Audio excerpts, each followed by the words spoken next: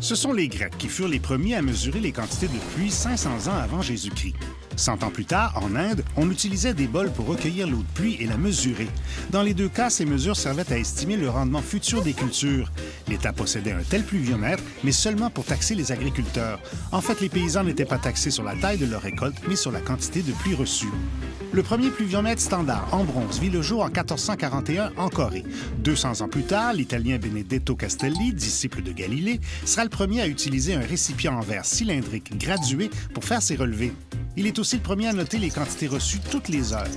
Ce pluviomètre sera amélioré 25 ans plus tard par l'Anglais Christopher Wren, qui mettra au point un pluviomètre à eau jet qui possédait 3 récipients et permettait de connaître automatiquement les quantités de pluie reçues chaque heure.